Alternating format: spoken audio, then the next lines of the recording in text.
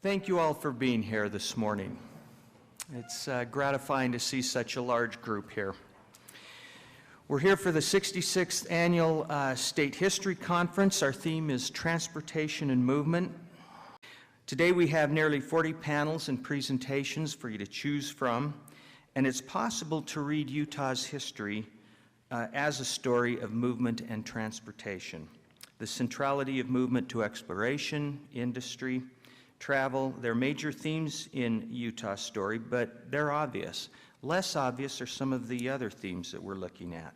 The variation of and transformation of the landscape, the flow of ideas and people into and out of the state, the mobility of groups and individuals, the development of transportation-related infrastructure, the transportation and communication networks that connect the state to regional and national systems. The flow of ideas and people is now global and rendering the traditional boundaries that confined physical movement less operable. Today we're here to enjoy, listen, and participate in a conversation about everyday experiences and lives. We all have a story that can contribute to the understanding of Utah's past. To begin with this morning, we're going to start with a special panel discussion, and I'm going to invite Dr. Jeffery Nichols to introduce our panels. Dr. Nichols is a professor of history at Westminster College. Dr. Nichols.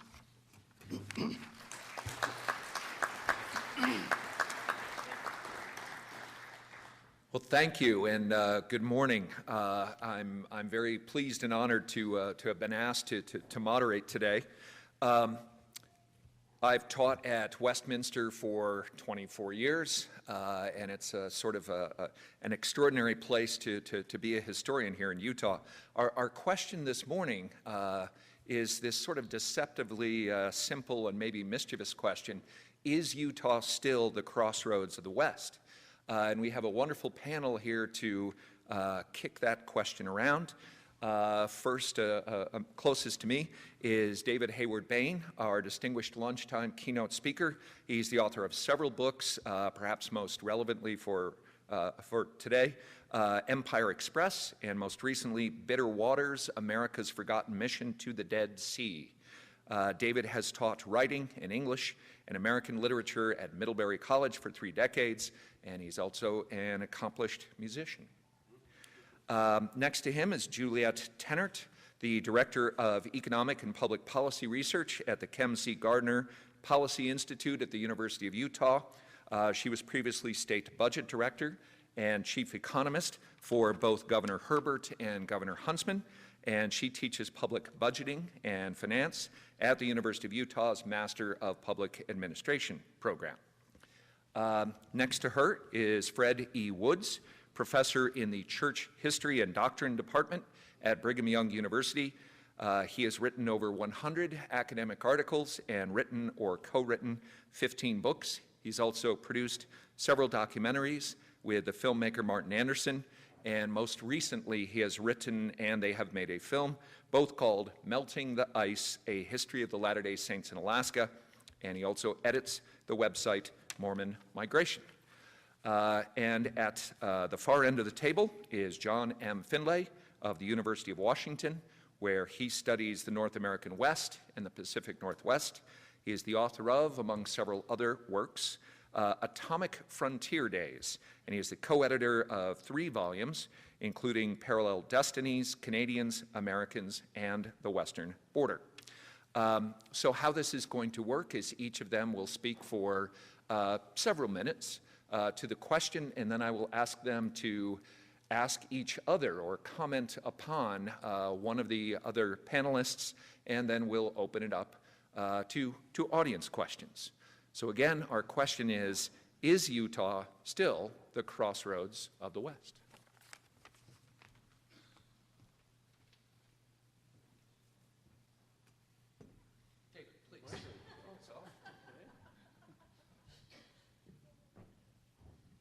Thanks a lot. Thank you, Jeff, very much. And thank you, everybody, for being here. It's a real pleasure and an honor. My fastest response to that is, how can it not be? How can it not still be a crossroads of the West? I should confess the fact that in my belief, history is forever. And whether or not we know this or acknowledge it or are aware of it, I believe that we live in a state of simultaneity with our earlier ages, and I think that that's very important. Here I am. I feel like I'm a spare tire on this particular vehicle here, but it's just a real pleasure to talk about this particular subject, which is very interesting to me. I haven't been in Utah in more than 10 years. I certainly spent a lot of time here in earlier years, both researching and then coming back time after time after time to talk, book tours, et cetera, et cetera. And I led my family in a little summer-long expedition across the country, following the route of the First Transcontinental and the Mormon Pioneer Trail and the parts of the California and also the Lincoln Highway, and wonderful braid following Route 80 all the way across the country, as I'm sure you all realize. So this place is a place in my head. This is a place up here, and though it's been a long time, it's been 19 years since Empire Express came out, which means it's probably been at least 20 since I was really actively down, like I say, in the weeds, doing the research and everything. I do really believe that it still is a crossroads, and it always will be. And I'll leave it to my colleagues here to kick this ball around a little bit more. I would like to introduce one thing to it, too. This has been one of my fascinations for the last 10 or 12 years, is genealogy. And of course, it's obvious why Utah is a kind of a crossroads of knowledge and energy in terms of family history, in terms of tools that we all can use, not only family tree enthusiasts, but anybody doing any kind of historical research can probably get on Ancestry.com or some of the other wonderful sites and enliven their narratives with the kind of material that is there. So thinking also about the internet and Utah as a crossroads for that kind of energy, I think might be interesting to talk about. So anyway, that'll be my time. Thank you. Okay. All right, I'll go next, yeah? Okay. I mean, I guess all I need to say is yes, next. So I come here to speak with you today and have this discussion from an economist perspective. So I spent a lot of time in a governor's office acting as chief economist. I'm now working at the University of Utah, studying the Utah economy. So that's what we do at the Gardner Policy Institute. We advise on policy, but we do that through an economic lens. And so it's my job to understand the economy inside and out. And you really can't be a student of economics without being a student of history. So, I mean, we do our best with data to make predictions about the future, but we can't do that without thinking about the past. So it's kind of fun to be here and sit with my colleagues here.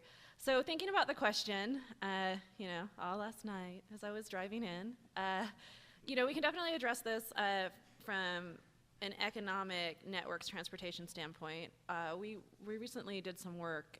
Many know that there's the consideration of an inland port out in the northwest quadrant of Salt Lake City, and there are definitely politics surrounding that and different concerns and challenges surrounding that. But I think that we did an initial assessment, and I think that the fact that this area we're considering an inland port, basically proves or underlines the fact that our transportation networks in Utah continue to be the crossroads of the West.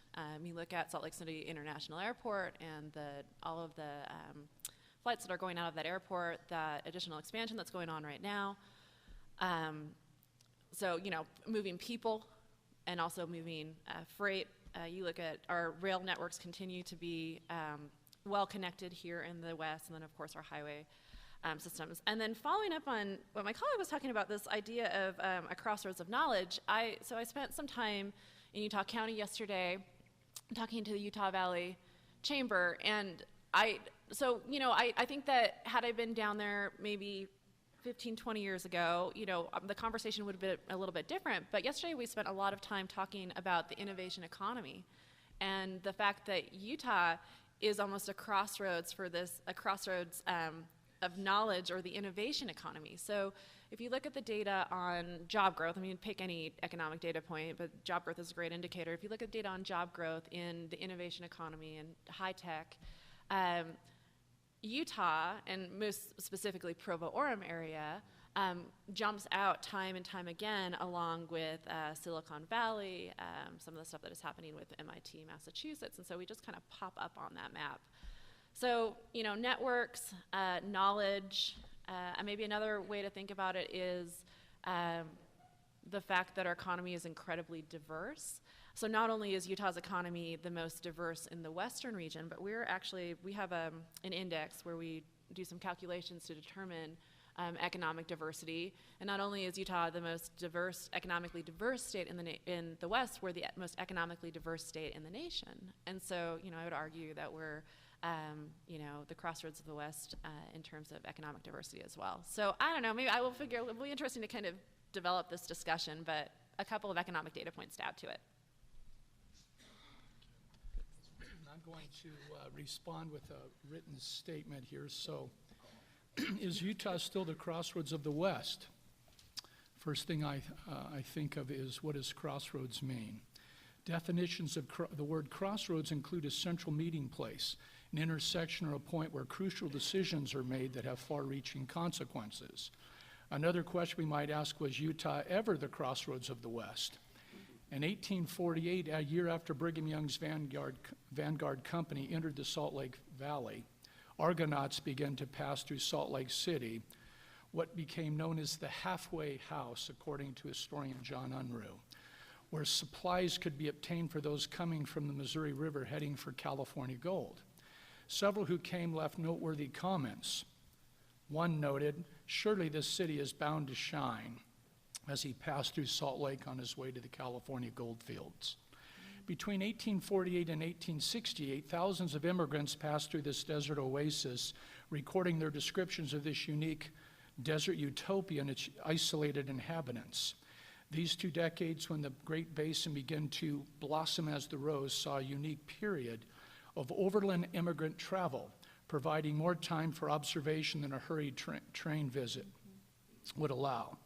Here the rank-and-file overlanders and gold seekers describe the Utah Territory and its people, as well as famed travelers Jules Remy and Richard Burton, who defined Salt Lake City as the Mormon Mecca, or City of the Saints. Shortly before Burton's findings were published in his book City of the Saints, the overland telegraph linking Omaha and San Francisco were completed in Salt Lake City in late 1861.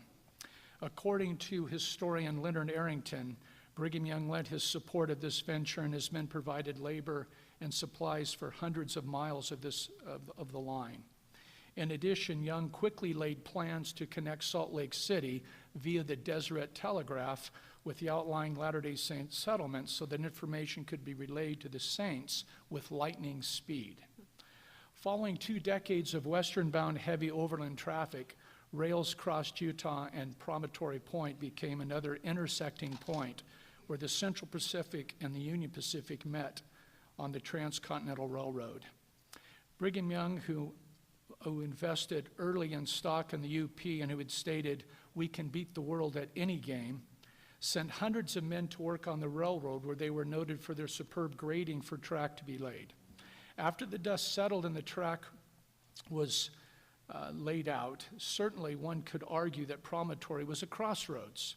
After the dust settled and the track was laid, as with the telegraphic links, soon Young had additional track laid in Deseret via the Utah Central and the Utah Southern and Northern lines to help transport and connect the Saints and various colonies spread throughout the territory. As we move into the early 20th century, In the early 1930s, Elder Richard L. Evans, the voice of music and the spoken word, commenced his ecumenical message on a weekly Salt Lake City radio broadcast with the hallmark phrase, "From the Crossroads, from the West." Inspiring music would soon follow from the Mormon Tabernacle Choir, who commenced their radio performances in 1929 and continued uninterrupted for nearly 90 years, the longest continuously running radio program in the world. The LDS Church Welfare Program would also be launched in the mid-30s, which brought relief to hundreds of thousands during the Depression and the decades which followed. National parks also sprouted in Utah during the 20th century, along with the construction of the interstate freeway system. By centuries end, Utah was also considered the most important central hub for family history and genealogical research, as David has mentioned. But what about the 21st century? Was not Utah, and especially Salt Lake City, a crossroads during the Winter Olympics of 2002? From sporting and business standpoints, this was one of the most successful Winter Olympiads in history. Records were set both in broadcasting and marketing programs. Over 2 billion viewers watched more than 13 billion fewer hours. The games were also financially successful, raising more money with fewer sponsors than any prior Olympic Games. Tens of thousands of international visitors poured in to view the games and had their eyes open to a state and people they knew little about and came away impressed. Because of the cooperation that flowed from Utah citizens, an interfaith council I participated in that was created for the Olympics continued to meet after the Olympics concluded. As of 2017, the state's population exceeded 3 million, with the bulk of Utah citizens living in either Salt Lake County, estimated at about 1 million, or the Wasatch Front at nearly 2 million. This region is quite vibrant and is now referred to as Silicon Slopes. Silicon Slopes refers to the metropolitan area that primarily originates in the Salt Lake City region, but also includes Provo and Park City and surrounding areas. Silicon Slopes encompasses a cluster of information technology, software development, and hardware manufacturing and research firms along the Wasatch Front. Such a booming place where energetic creativity and vibrant development are changing the world could certainly be considered a crossroads, augmented by over 24 colleges and universities in the state. It is also a central place where humanitarian aid is launched globally. In 2017, as an example, LDS Humanitarian Services worked in 139 countries on nearly 3,000 projects to serve those in need, without regard to race, religious affiliation, or nationality. Utah is also a crossroads for travel and tourism. At the intersection of I-80 and I-15 is an abundance of traffic crossing through the Salt Lake City hub, either north and south or east and west, with an international airport just 10 miles away. Geographically, it is also the central city in the 11 states which make up America's western region. Temple Square in downtown Salt Lake receives over 5 million visitors a year, the 16th most visited site in America. It is also a place of cultural refinement, as attested by annual events such as the Sundance Film Festival, as well as the Utah Shakespeare Festival. Not only is Utah a catalytic place for travel and business, it's also the crossroads for recreational pleasure.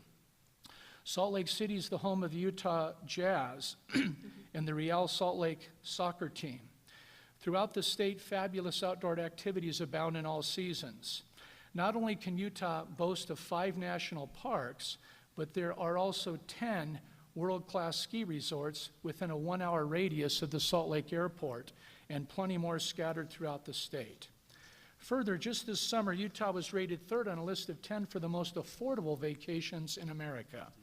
In addition, this year, the U.S. News and World Report placed Utah 3rd overall in America's 50 states based on 77 metrics, which reached across America, and it was rated 1st in the West. Another recent compilation drawing from 20 different magazines, newspapers, and online sources noted, when it comes to rankings and ratings, Salt Lake and Utah tops the list in a number of categories, from the quality of life to accessibility, business growth to outdoor recreation, and more. Here is a list according to the experts that actually visited Utah for either business or pleasure, and I'll just, for sake of time, highlight a few. Utah #1 for business, 2016, same year, best city to start a career. Also, Salt Lake ranks second in traveler satisfaction. Second is the friendliest city. Fourth in the nation for best jobs from Forbes magazine. Alton Snowbird rated #2 top ski resorts in the United States. Also, Utah several years ago was rated #1 for highest volunteer rate, et cetera, et cetera. Utah is the happiest state in the Utah was one from another article. Concluding, as to the question, is Utah still the crossroads of the West, opinions may vary. Yet I think it could be strongly demonstrated that it is at least certainly a crossroads of the West. It has been evidenced that Utah was and is a central meeting place, as well as an intersection from which happy, friendly people generate creative ideas and industry, as well as humanitarian aid and family history research that are influencing and shaping our world. Soon after Brigham Young said this is the place, it has been notable from a variety of perspectives, and it is well known not only across America, but also internationally. Perhaps where we are at in 2018 may best be captured by the lyrics of a song written 150 years ago from the Beehive State, a symbol of its thrift and industry. It was titled, the song All Are Talking of Utah, from the Beehive Songster, published in 1868, that includes these lines. Who'd ever think that Utah would stir the world so much? Who'd ever think the Mormons were widely known as such? 'Tis Utah and the Mormons in Congress, pulpit, press. 'Tis Utah and the Mormons in every place, I guess. We must be growing greater. We can't be growing less.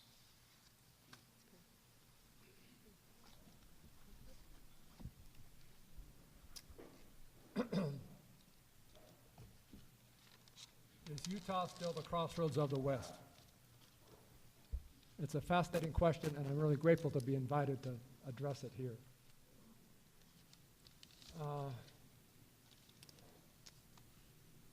My argument is that Utah is less the crossroads of the West in recent times than it was in the 19th century. And this is going to put me at odds with everyone else who's more upbeat about the situation. So I want to think about Utah in terms of its place in the urban hierarchy of the American West. Look at Utah and other cities and how they evolved. To do this, I draw heavily on the scholarship of Carl Abbott, who is a great urban and Western historian who does a great job at ranking these different categories. First of all, is Jed Rogers here? So I asked Jed when the phrase crossroads of the West originated, and it's not really clear when it originated. Jed is the expert on Utah roads, and if he doesn't know the answer, then we're really in trouble. I presume that the concept of Utah as the crossroads of the West emerged, as Fred suggests, the trails, the rails, the telegraph, and Utah finding itself astride these lines of communication and transportation. Carl Abbott argues that in the 19th century, Utah and Denver were the two leading cities in the interior West, leading in terms of connections, hinterlands, the ability to organize space and develop economic activity. So in that period, the later 19th century, Utah, or Salt Lake City standing in for Utah, was in many ways a major crossroads, with Denver perhaps the crossroads of the interior West.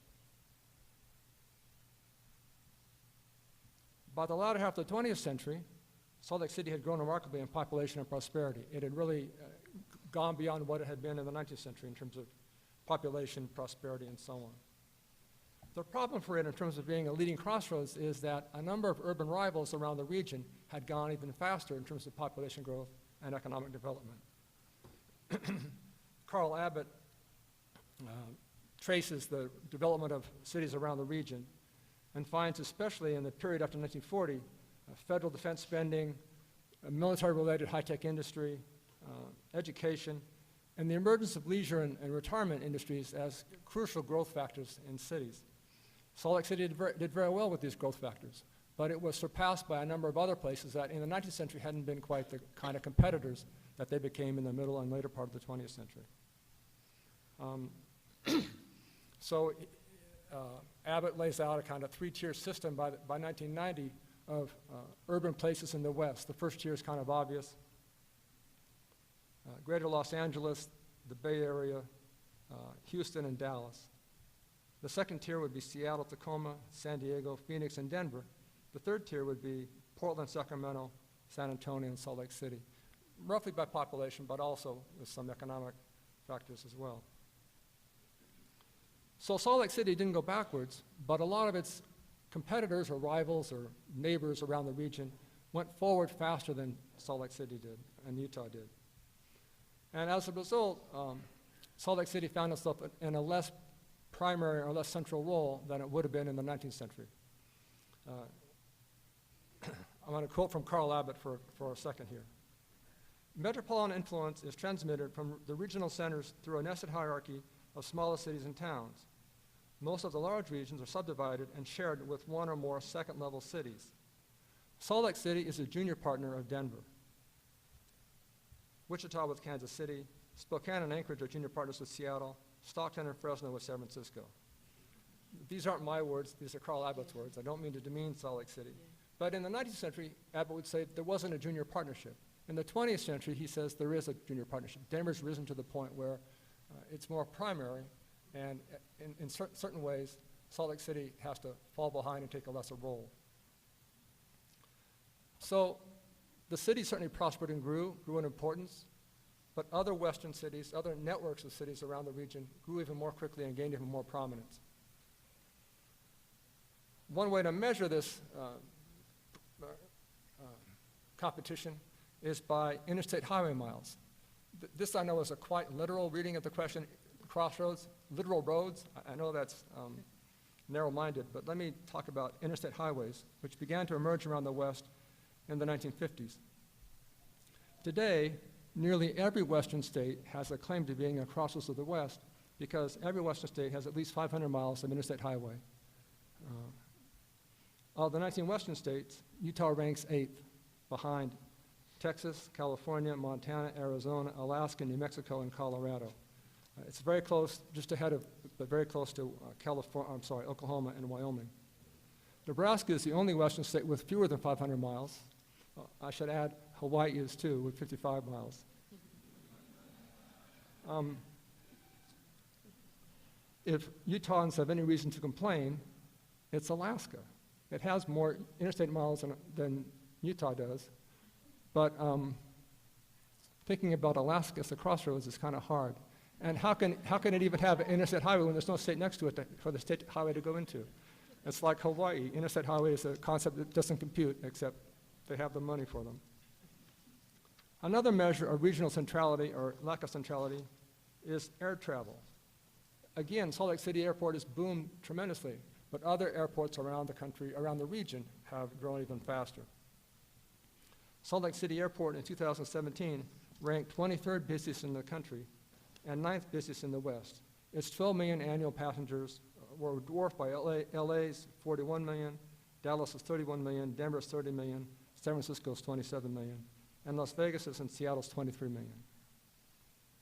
So just by these crude index, freeway miles, airport passengers, we see growth in Salt Lake City, but we also see a pattern where other urban competitors around the region have grown even faster. Yes, Salt Lake City is still a crossroads. It's not the crossroads that it was in the 19th century. Thank you.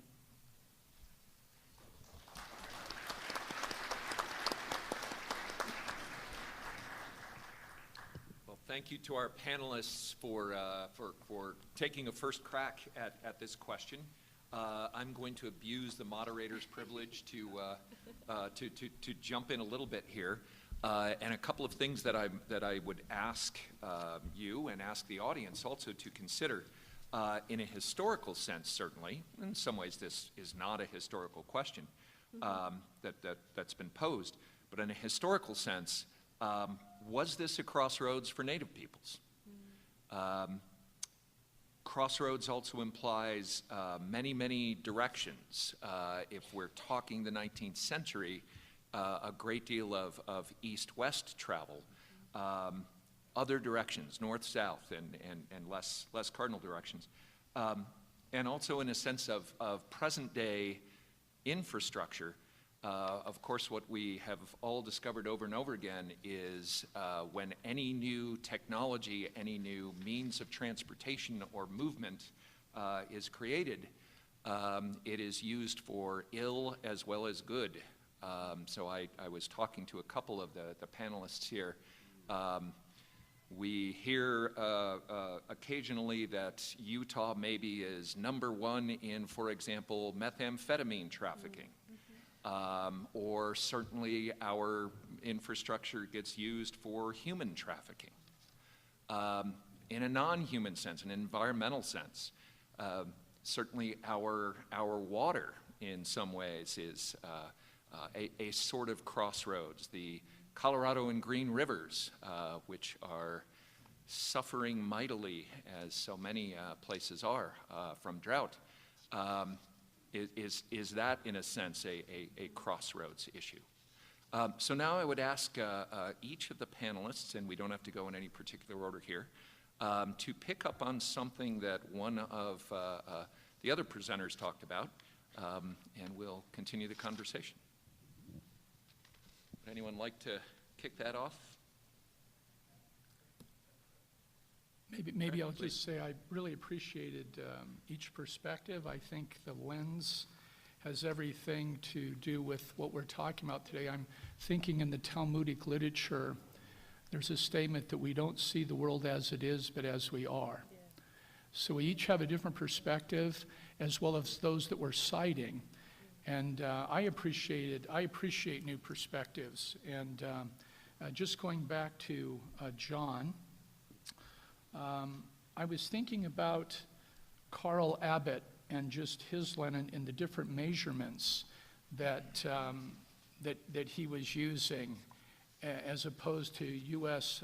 Newsweek and some of the things. So I think really to do this justice, to get at the nitty-gritty, would be to go deeper, would be to really carefully analyze the different measures in a lot of ways. We've talked about some of those ways, and then also respond to the question of how does one really measure influence or success? I love sport, for example, and I know that Utah has 5 national parks. There's 1.18 national parks in the 50 states. There's 5 here. The skiing, the greatest snow on earth it's been on license plates. But I'm more impressed by something that was mentioned by David Bain as far as the family research, the genealogy that's putting families back together, as well as the humanitarian aid. So there's a lot of ways to look at this, and I think it all counts, but I think that some measurements have greater influence in the long term than maybe others. But so just a few thoughts on that.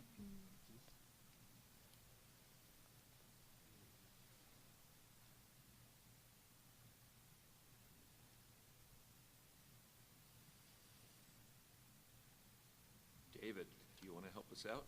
I'm just gonna piggyback on what Fred just said, because I should have also mentioned the fact of technology, as Juliette was talking and as Fred was talking about.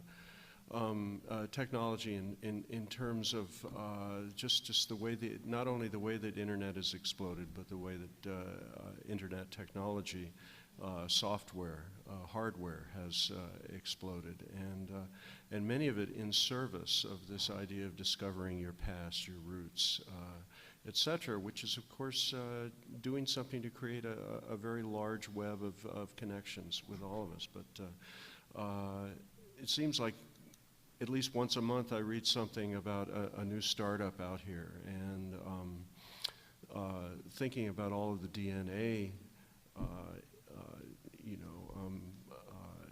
enterprises that have sprung up, many of them here, over, and what that's going to mean. I mean, the forensic articles about criminals being discovered in California. I mean, this whole terrain is endless as far as I'm concerned, and I think it has a lot to do with what everyone is talking about here. I can maybe piggyback a little bit about this, and it's, I mean, just, yeah, the definition of what we're talking about is just kind of squishy and hard to kind of get our hands around, but this idea of, you know, a place where innovation occurs that spreads. You know, we talk about the genealogy research now, this biological piece to it, and the DNA technology there. You know, that's something that, you know, that has a lot of its roots, you know, are here in Utah.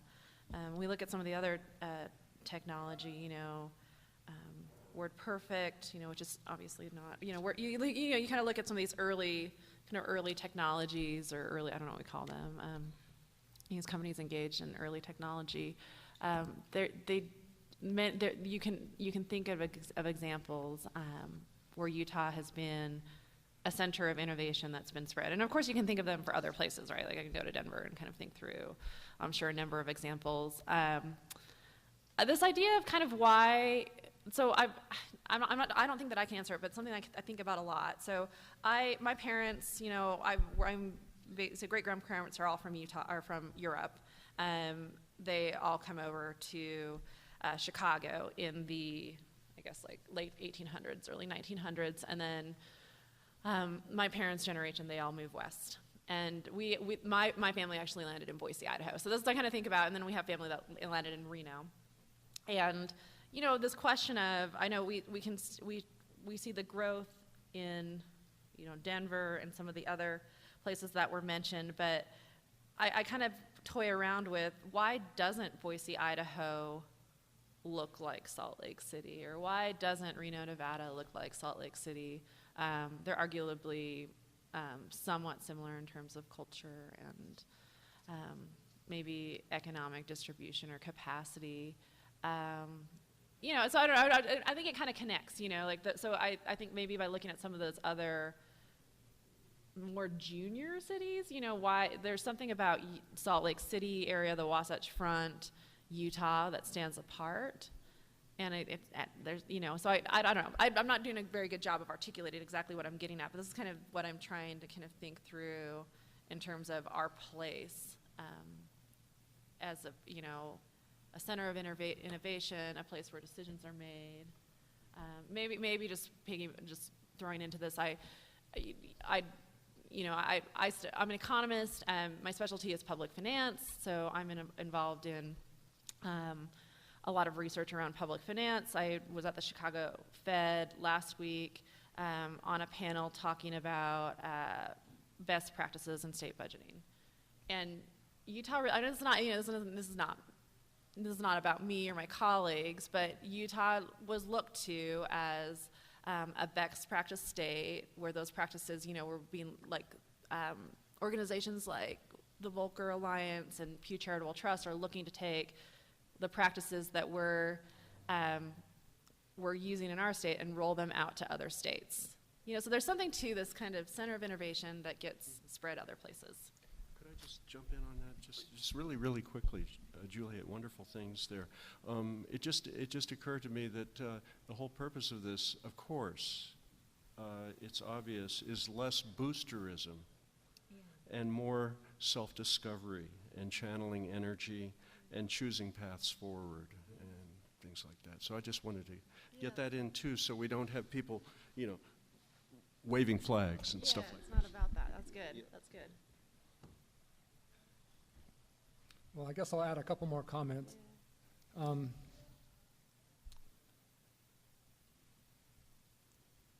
You could say that Utah as a crossroads of the West, you could find different measures, some more mundane, freeway miles, airport passengers, others more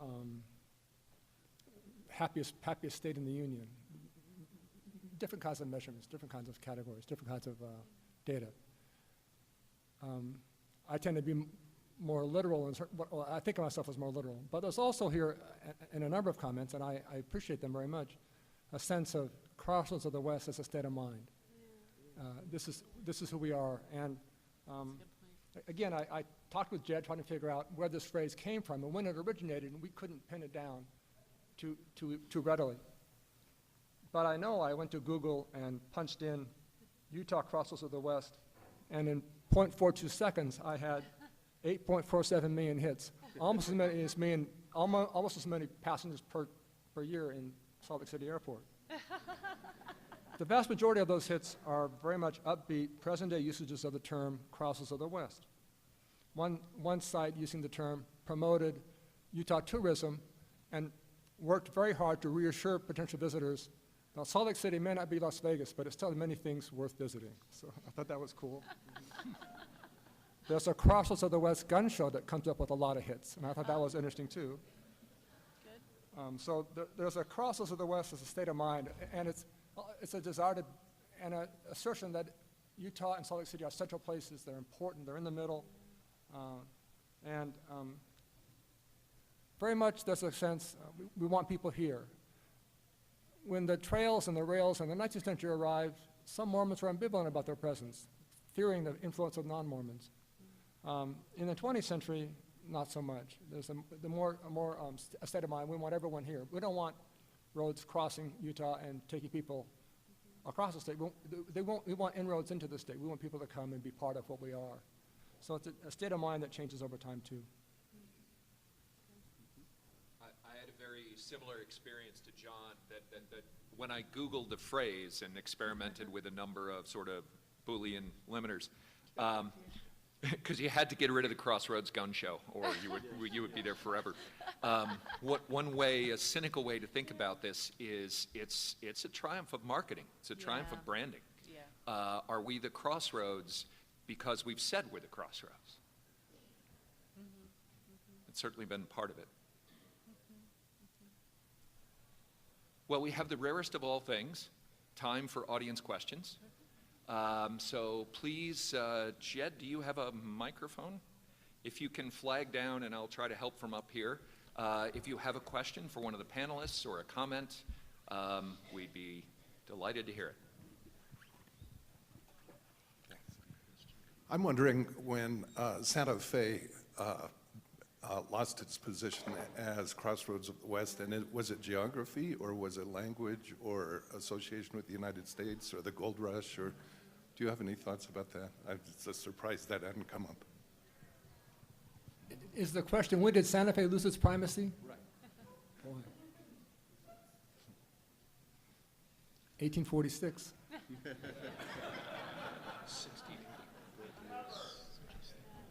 or early 1848 when the treaty was signed. Yeah. That's a good point, though. Largely, I think this is a semantic question over definition of what crossroads mean. To me, crossroads is a nexus. It's a place people pass through. And I'm not going to be a Utah partisan, but one thing to think about, I would suggest, would be how legacies of decisions and events in the 19th century live on today. And think of interstates. I think interstate miles may not be the best measure. I would ask what crosses those interstate miles, who and how much commerce, and to think about things like decisions made in the early 20th century by the Utah legislature that killed the designation of the Lincoln Highway on what would have crossed Dugway and gone out into the middle of Nevada, and there travelers would have had a choice to either go to San Francisco or to go to Los Angeles. But by designating this northern competitive route, I can't remember what they called it now, but then it became the Lincoln Highway, essentially Interstate 80. And the Arrowhead route, what becomes the I-15 corridor, they kept commerce, kept travelers, kept that money in Utah, but also made them make a choice in Salt Lake City where they were going to go, to these two great metropolitan areas in the Pacific Coast. So in a sense, that has continued to keep, I think, Salt Lake City as certainly a crossroads, as a nexus in the interior West, at the expense of perhaps someplace like Austin or Elko or Ely might have been the other side of that. So who knows? Maybe Ely should be really upset with us here in Utah.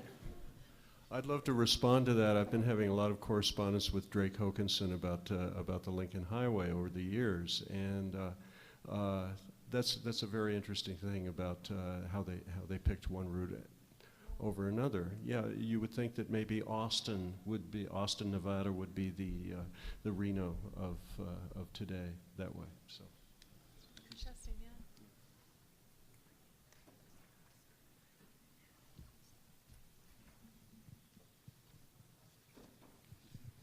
If we change the geographical representation, instead of west, talk about Intermountain West, from the Sierras to the Rockies, and from the Canadian border down to the Mexican border, suddenly you have a whole different perspective of the importance of the Salt Lake City region.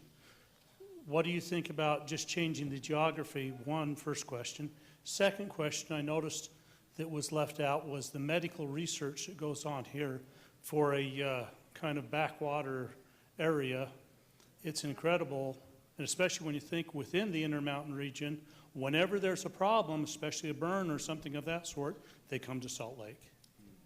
I just was curious about your ideas if we change the perspective and decrease the region we're talking about. Does the Crossroads change its perspective?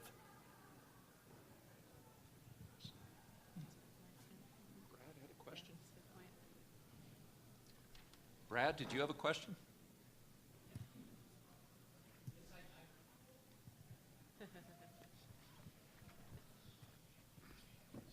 Thanks, Jed. Is there any comment or thoughts that you would like to share about ancient trails or just the pre-development, pre-European experience in Utah and just what kind of an imprint it had?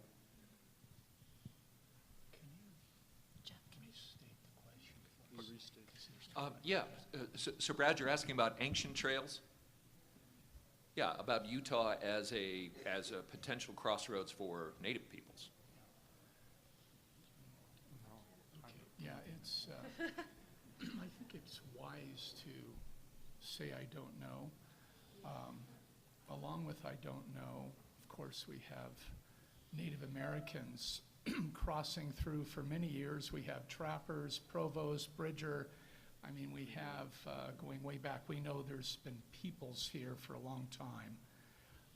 As far as the detail of those peoples, I don't think we know a whole lot, but we should be conducting more oral history interviews in order to be able to find out from the indigenous people who would know best the stories that have been passed down through oral history. So that would be my response. Can I? Please. So I didn't mean to let the previous person's questions go unremarked. I thought it was a good one.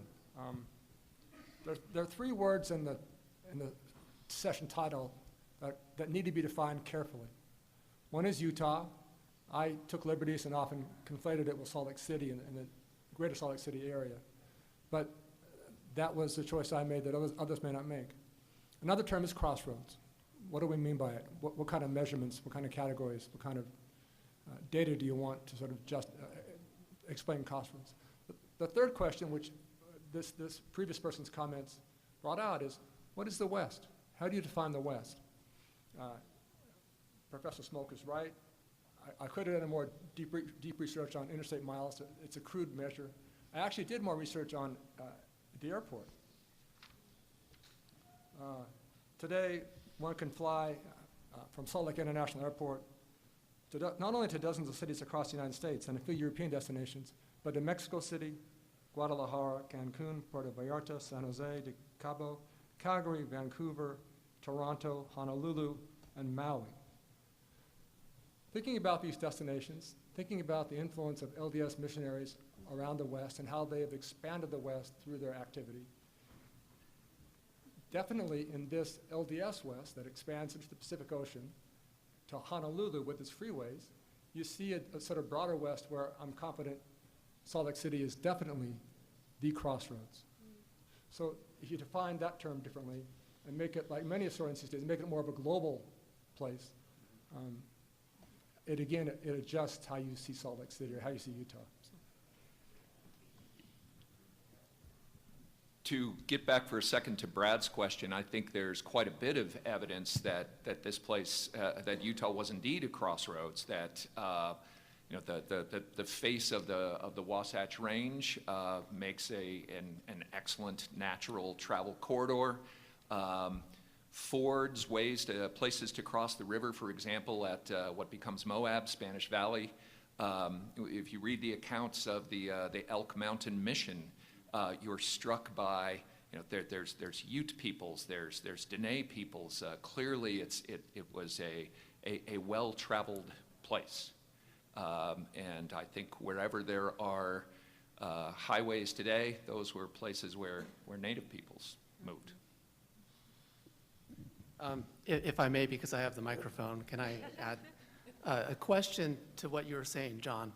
So if we could add a fourth word that I think is perhaps the most operable word in this phrase, is the first "the," right? Yeah, so many of you have commented that it's a crossroads of the West, but historiographically, of course, it's been used, at least in the latter 20th century, as the crossroads of the West, which I think is wrapped up in the larger idea that Utah is somehow exceptional, which is also a major historiographical theme in Utah history.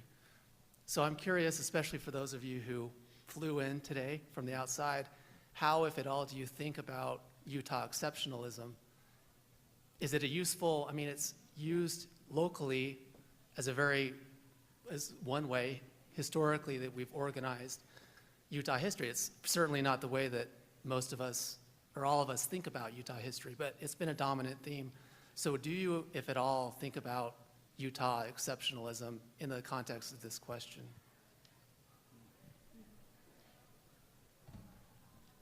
I think that it's always wise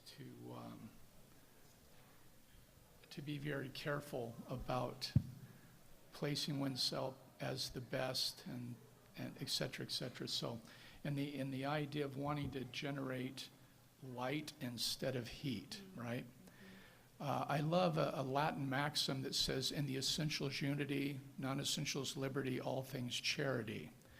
And I think when we're talking about things, and anyway, the more gray hair I get, the more I think about how little I know, and to learn from others. I'm just thinking on this panel today, to really come seeking to understand rather than seeking to be understood, so to speak.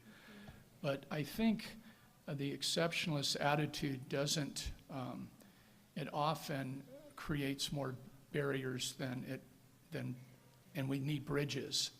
So we can have an inclusive perspective of having certain thoughts about something.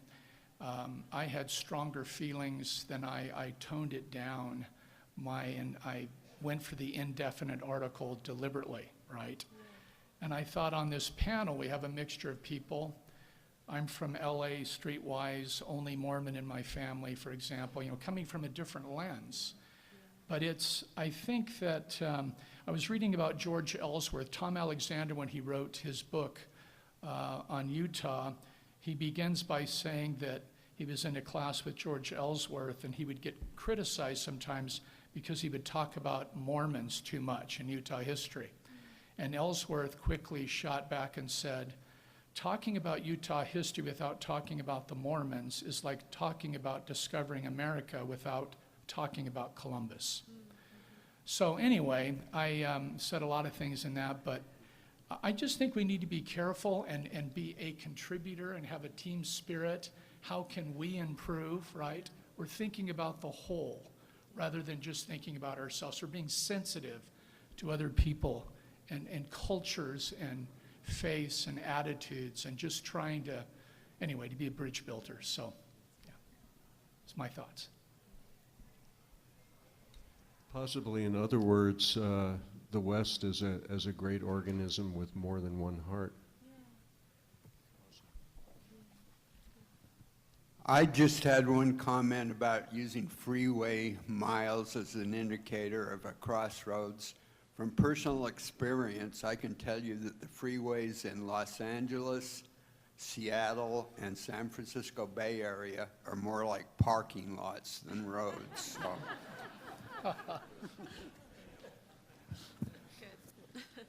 So I love the fact that we have a simple question here. Is Utah still the crossroads of the West? We've cast every word in that sentence in doubt except of. Possibly the most academic thing I've ever heard. The question I have, you're pointing to somebody else? No, I'm sorry. Is that Please okay? go ahead. Were we ever the crossroads of the West when it came to one half of our population, the women? In the quotations of facts that you gave us before, you didn't mention that Utah is the most sexist state in the Union, that the gap between men and women workers is incredibly large. In my generation, women teachers got 80% of what male teachers got in terms of policy, which drives economics. Women have not fared so well in the crossroads of the West. So yes, you can tout a lot of economic statistics, but they left a large group of people out. And I wondered if you might address that in terms of Utah being a crossroads of the West. I know. I'm not sure that I can actually address that question specifically, but I'll just jump in as, the lone woman on the panel, and just say that it's just, I think it's important. I think it's come up too when we're talking about Native and Indigenous people, and going back to the perspective and the lens that we're looking through, that at the most highest aggregate level, we can look at indicators that might show this, but that digging deeper and considering everyone's experience is important. So I'll just underline what you said rather than actually try to answer a question. An incredibly important question, though. Since this question that we've been investigating is really about the future as well as the past, I mean, it would strike me that we could be talking about the amount of potential energy change, especially in the way that things have changed in the last 30 or 40 years in terms of women's place in society, et cetera, et cetera, et cetera.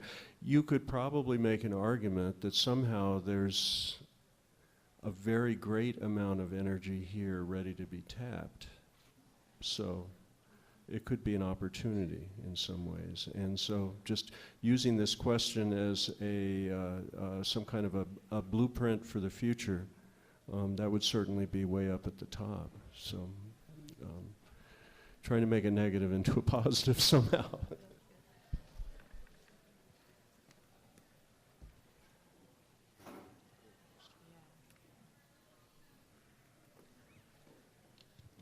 I'm interested that in the sort of definition of crossroads of the West, and even in looking in history, we haven't touched very much upon geography. Because Salt Lake was, of course, established as a city fairly early in the history of the West, when it was a pretty desolate place. And the grid that was laid out later became, I think by 1875, when the Public Land Survey came through, they adopted that grid. So so running straight along Main Street is the prime meridian of this territory, and the baseline is North Temple, or South Temple, I guess. So then you see that much of the West is actually, from the coordinates point of view, actually counts right there from Temple Square.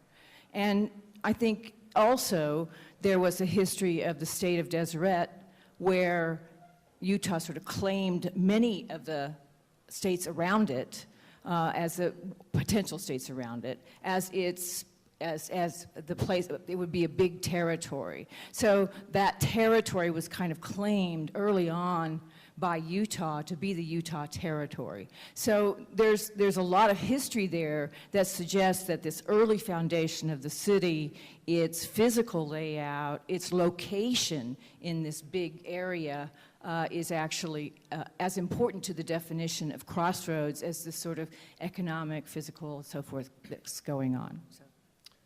Maybe just a quick answer referring back to my remarks. I mentioned geographically that Utah was the central city of the 11 states which make up America's western region. So if you look at a map, you'll see that this is the city, if you, any way you're turning, just by looking at the, taking a quick look at a map. So that's a quick answer, and maybe you have more of the detail. My west was 19 states, including Alaska, which you've been running around, right? Yeah. So again, how do we define the west? So lower 48, I'm thinking with the, if you're looking on a map, Right. excluding Alaska. Are you kicking out also California? No?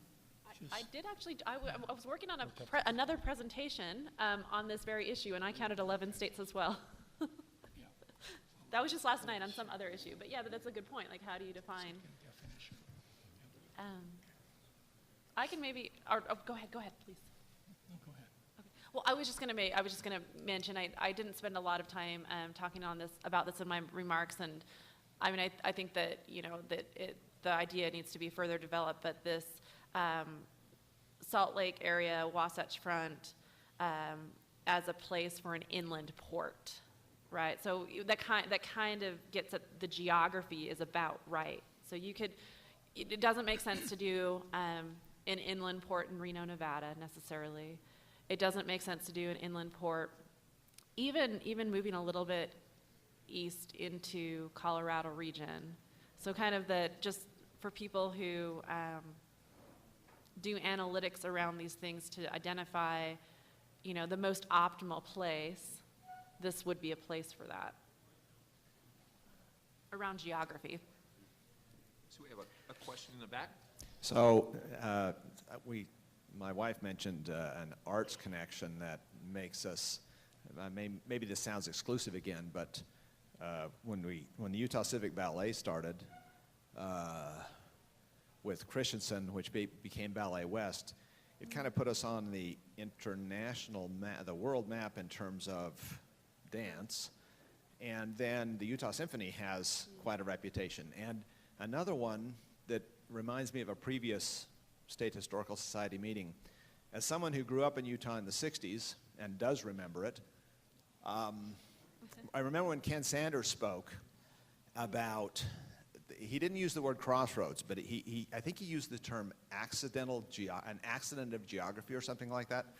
And he was talking about all the great 60s rock concerts we had here, thanks to the Terrace Ballroom and all this stuff, because of location. We just happened to be in this happy accident of history between California and Denver. So we got people here that when we were a state of 1 million people that didn't appear, you know, anywhere near.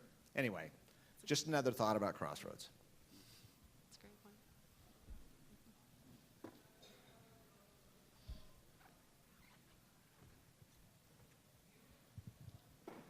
Kind of along the same lines, to take things in a less literal direction, in the definition of crossroads. One other industry that wasn't mentioned that I think is significant is the film industry in Utah. We mentioned medical research, but to think of the crossroads in terms of literature and myth, I've not heard us talk about, we talked about economics, but the crossroads in literature and myth is a place where a decision is made on a journey. You're going to go left, you're going to go right. Alice in Wonderland, right? Lord of the Rings, things like that. Even in the most ancient myths, it's a place of decision, it's a place of danger, it's a place of the devil, right? That's where Robert Johnson found the devil, was at the crossroads, and was given blues music. So I've always thought of that in the back of my mind when you hear that music in the spoken word thing, the crossroads, like, maybe there's a dark side or a side of the imagination.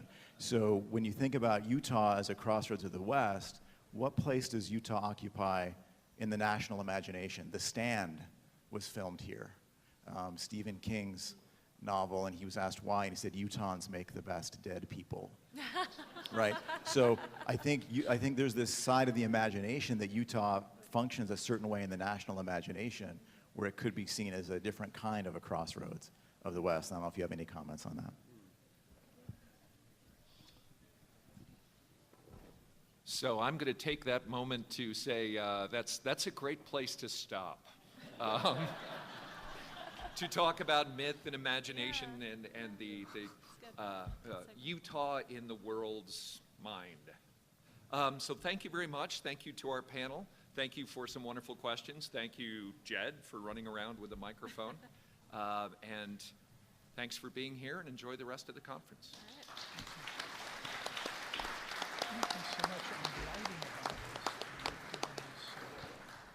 Thank you again to our panel. Jeffrey, David, Juliette, Fred, and John, thank you for being here and sharing your wonderful insight. And thank you for all of your questions. I'll never think of Crossroads the same again if that's where I meet the devil. So there you go. As I said, we've got plenty of sessions, hopefully something to inspire everyone. Throughout the day, we would also encourage you to spend time here with our exhibitors, people who make this all possible for us. So thank you again very much, and enjoy your day.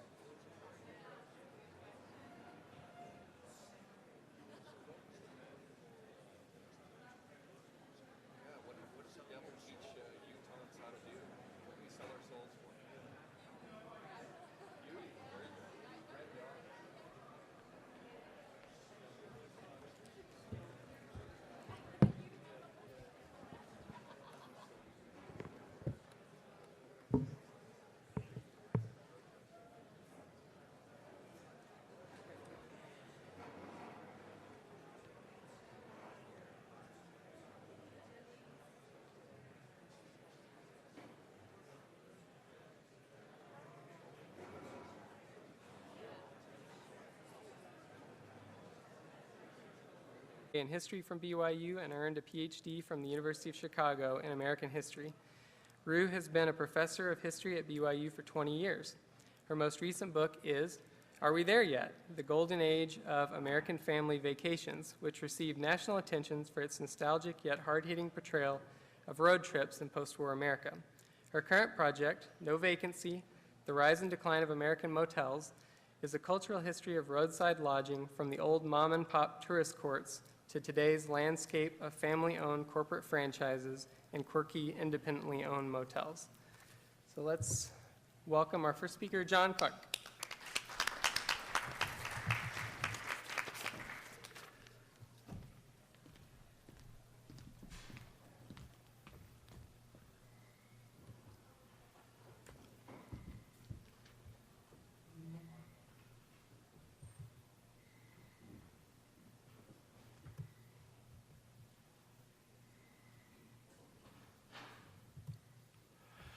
Okay, so I've been a car geek for probably, I don't know, my whole life. Been interested in automobiles and automobile history for a really long time, and so I've spent a lot of time just, excuse me, there we go. I hit the button. I spent a lot of time interested in automobile history, and I was always curious where it all started, you know, especially here in Utah. Where did the first car, when did it show up, who owned it? So I spent a lot of time digging and trying to understand when the first automobile arrived in Utah. I like to imagine what the streets were like. Perhaps it was quiet, you know, a beautiful sunny day when this car emerged on the streets of Salt Lake. But I think maybe the streets looked a little different than that. They were probably, you know, congested with horses and wagons trolley cars and pedestrians and bicycles just all over the place. So it might have blended in a little bit. But nonetheless, on April 12th, 1899, they reported on the first horseless carriage that was seen on Salt Lake City streets. And it did create a bit of a fervor in town. It was George Arris, who was the son of a wealthy mining magnate, who was also the vice president of the Salt Lake Hardware Company at the time, who imported this car from the Winton Motor Carriage Works out of Cleveland, Ohio, and imported this car to Salt Lake, probably put it together, built it, pulled it out of the crate, put it together at the hardware store, and then ventured out onto the streets. Well, it wasn't long before this. Here's a couple of illustrations of it, and actually a photograph, rare photograph of the car itself from the newspaper. It wasn't long before the car caused some problems on the streets of Salt Lake. They were driving around, I think it was 4th South and 3rd East. Actually, yeah, and they disrupted a carriage. As they were driving by, the horse bucked, knocked its passengers out, and a couple of ladies who were taking this trip that were disrupted by this automobile. And one of them was thrown out, and one of the guys jumped out. He was E.D. Miller, who claimed to be a physician, ran up to her and he said, "Get up and walk, you're fine." Of course, she was a little bit upset by this, because she had a few scrapes and bruises. Wasn't exactly fine, but this became the first traffic accident reported in Salt Lake City just a few weeks after this car was imported in 1899.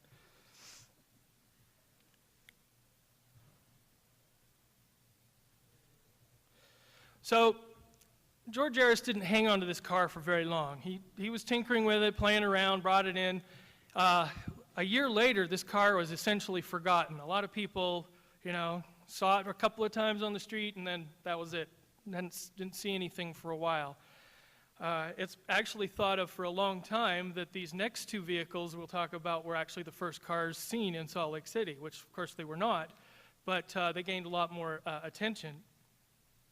So a couple of brothers, John and Hiram Silver, who ran the Silver Brothers Iron Works in Salt Lake, and the two of them went back east to New York, and they looked at automobiles while they were there. In fact, they were taken for a ride around the Hudson River in November of 1899, and they were sold on the idea. They thought this was fantastic. So the two brothers, each of them purchased a locomobile, a steam-powered car, from the locomobile company it was in Connecticut, based in Connecticut.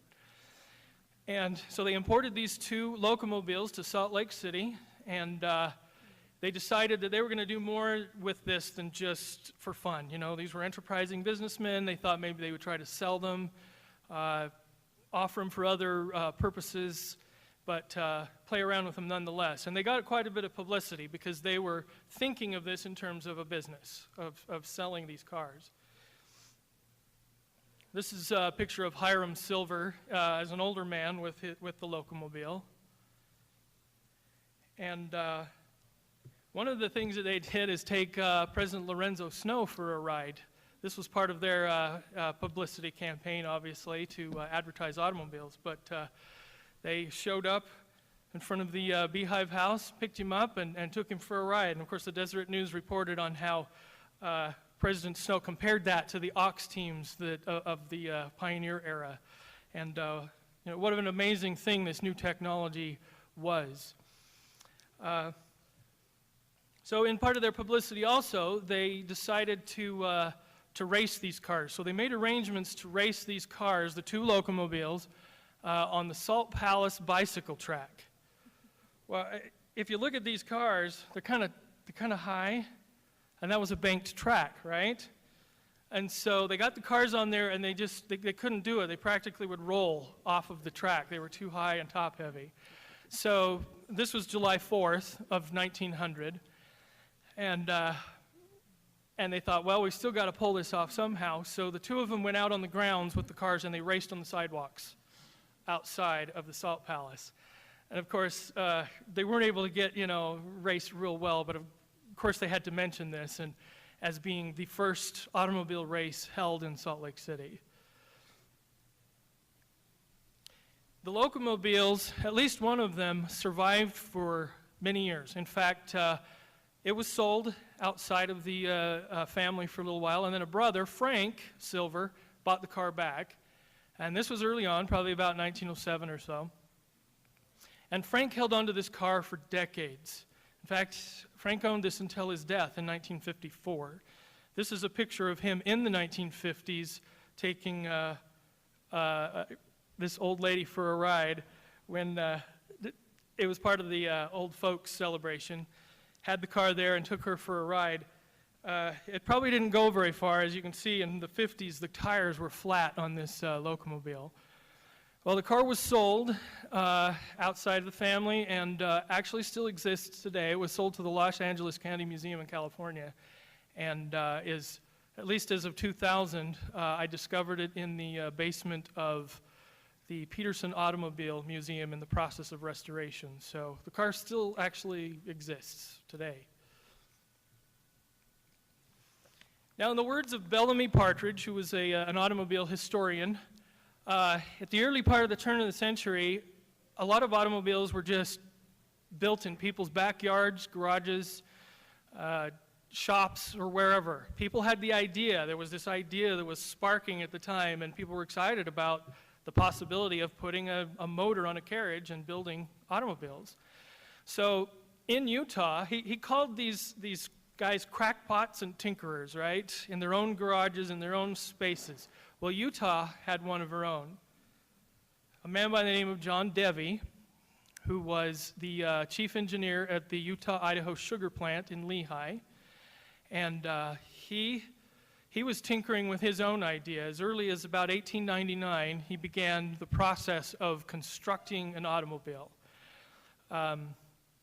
He was quite the inventor, too. He invented several machines that helped in the process of digging and topping and stacking sugar beets. So John Devey was working with the idea, but he ran into some problems, and when the Silver brothers showed up with their automobiles, he decided he'd pay a visit to them and see if he could work it out. Well, by 1901, John Devey had completed his automobile, which was pretty much just a carriage with a motor on it, as you can see from this picture. Well, there's not much of this car that survives today, except for the license plate, which hung on the back of this car, and this is currently in the Hutchings Museum in Lehi, Utah. So we now have the appearance of a gasoline car, the Winton, brought in by George Harris, the steam-powered cars brought in by the Silver brothers. Another early vehicle that showed up was the Woods Electric, also in 1900. This is Fred Sweet. He was the president of a company that was formed in Salt Lake in early 1900. It was incorporated on June 30th of 1900. And the Woods Electric Vehicle Company, that was based out of Chicago, was actively trying to get their cars out there into the world. They were building these electric vehicles and trying to sell them throughout the United States. So these guys met with the Woods Electric Vehicle Company and then formed a local branch here in Salt Lake City. This became the first official business to deal in automobiles. The Silver brothers had the intent of buying and selling, but never changed from their foundry business. This was a business specifically set up to sell automobiles. The Woods Electric Vehicle Company. Now, what's interesting about electrics at the time is they were fairly easy to operate, they were slow, they were also quiet, and because of the unique properties of an electric vehicle over gas-powered vehicles, they were marketed heavily to women because, of course, women can't drive cars, right? So they have to drive these electric vehicles. So goes the stereotypes of the time, right? And so electric vehicles were very heavily marketed to women. As you can see in this particular Woods vehicle ad, they have two women in the ad instead of, the mechanically minded men, right? Well, of course, this type of advertising did appeal to women at the time, and the first woman to purchase one of these vehicles in Salt Lake City was Susanna Bransford, the Silver Queen in Salt Lake. She was the first to purchase a Woods electric vehicle, and she was not only the first woman to own an electric vehicle, but this was one of the first electric vehicles in Salt Lake City. Another early time promoter of the automobile is Charles Wilkes. Now, Charles Wilkes, he owned a bicycle company in Salt Lake. He was very forward-thinking, always getting into some kind of business of some kind. So he was dealing in bicycles, and when motorcycles started showing up as a possibility, he imported the first motorcycles to Salt Lake City in 1899. So Charles Wilkes imported them specifically to run on the Salt Palace bicycle track. But instead of racing motorcycles in the beginning, they were used to pace the other bicycles. So they'd put a wheel on the back fender, a small wheel, and the bicycle would ride up close enough that that front wheel would touch that little wheel on the back fender, and then that motorcycle could draft for the bicycles and make it easier for them to travel at higher speeds. So Charles Wilkes, being in the bicycle business and importing a lot of bicycles, also began bringing in these motorcycles to Salt Lake City. And that's a picture of the Salt Palace bicycle track where they would race these. Later on, of course, they raced motorcycles here, but initially they were brought here as draft vehicles. Well, to promote this, he decided, after seeing the Silver Brothers bringing their cars into Salt Lake City, he decided to buy a locomobile as well. And so he brought one in, put it together. The local sporting editor for the Salt Lake Herald, a man named Bill Rischel, helped him put the car together, and they took it out on the streets. And I think they only got down West Temple a little ways before it killed and had to push it away, as of course people were yelling at him, get a horse, you know, whatever, stuff like this. And He didn't keep the car, though. He had it on display at the bicycle shop, and then later decided he was going to raffle off this car, this locomobile, to promote his business. So the car was going to be raffled off on February 1st of 1901, and the winner was a man named H.G. Sheridan, who was the manager of a local tavern. He had collected 2,500 tickets. I guess he really wanted to buy this car, but he collected 2,500 tickets and won the locomobile. Charles Wilkes later on went into the automobile business specifically. They began selling cars at the Salt Lake Automobile Company, which was established in about 1906. So Salt Lake, of course, is not the only one to see automobiles in this early time period. So the first cars that were actually seen on the streets of Ogden were the Silver Brothers cars. They took quite a few trips around the state, down to Provo, up to Ogden, you know, going against odds on horrible roads that were not fit even for wagons. You know, once the trains came in, nobody really traveled much via roads. And so against all of these obstacles, they would travel out to these cities. And those were the first cars actually seen on Ogden streets. Well, the local fella who decided, you know, we ought to bring the automobile here to Ogden was Louis B. Craft. And he had a store that was mainly a bicycle shop, but sold typewriters and hardware and all kinds of different things. So Louis B. Craft brought a Winton automobile, also like the one that was purchased by George Harris in Salt Lake City. He brought a Winton to Ogden and then put it on display in the window of his bicycle shop. Well, B. Craft wasn't satisfied necessarily to stop there. He saw the possibilities of automobiles and the future of selling these new machines as well. So he established he managed to acquire a franchise to sell Oldsmobiles in Ogden. So this is an ad advertising Oldsmobiles in 1900 when he first began selling Oldsmobiles. He also imported some of the first commercial vehicles into Salt Lake. Oldsmobile built these light carriages that were meant for delivery purposes. And he began advertising the benefits of using automobiles to move packages and transporting your goods. And he sold, one of the first to buy these vehicles was William Miller, who bought an Oldsmobile delivery vehicle to bring parcels from Ogden Station, deliver mail from the railroad station.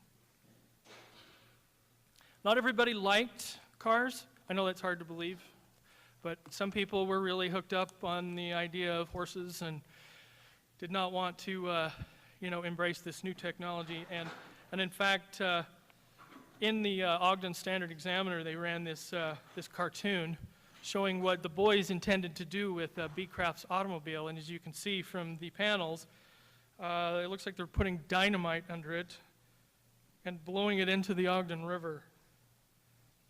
Not very nice. Well, Beecraft gained a real reputation for an ability to repair things. He became an expert mechanic and did a lot of repair work for people all over the state early on.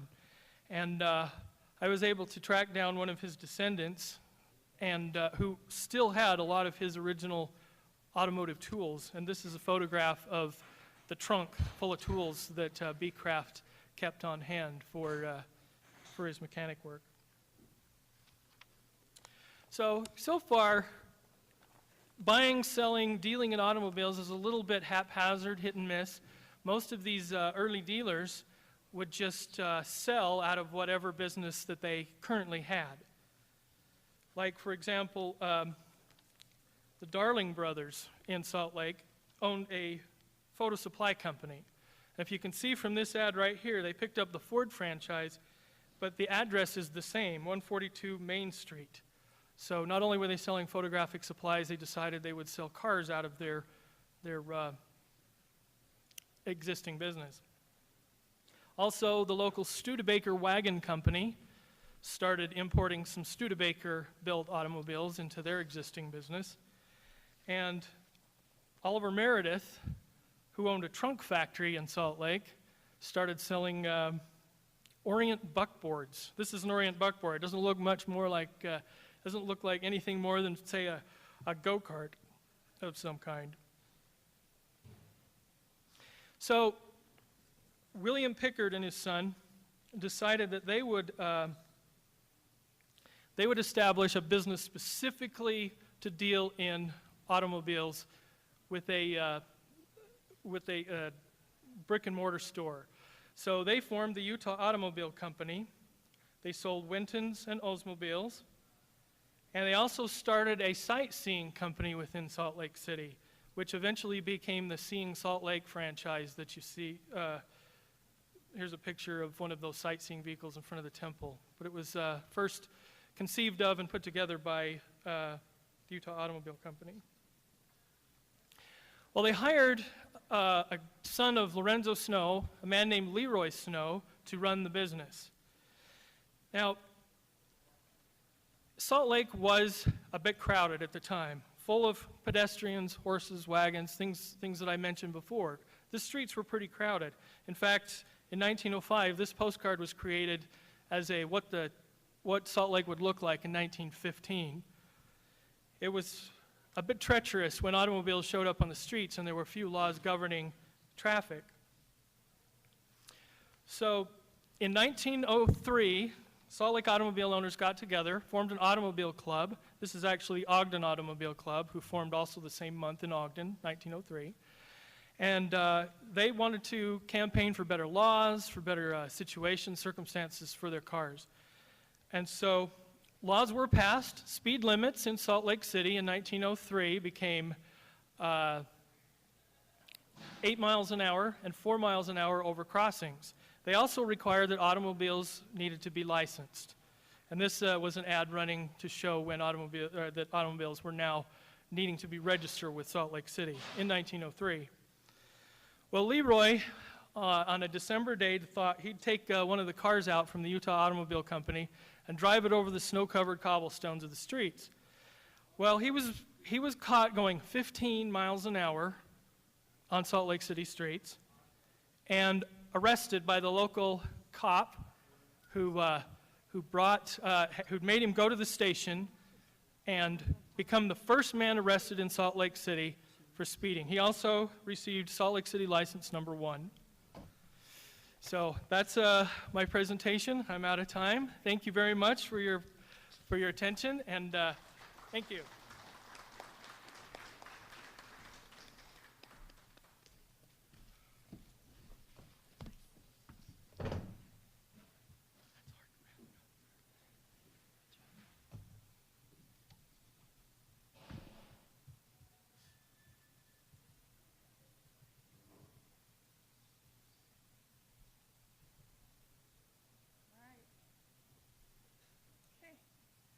Kind of weird because you can't see it from here, but hopefully you guys can see those slides.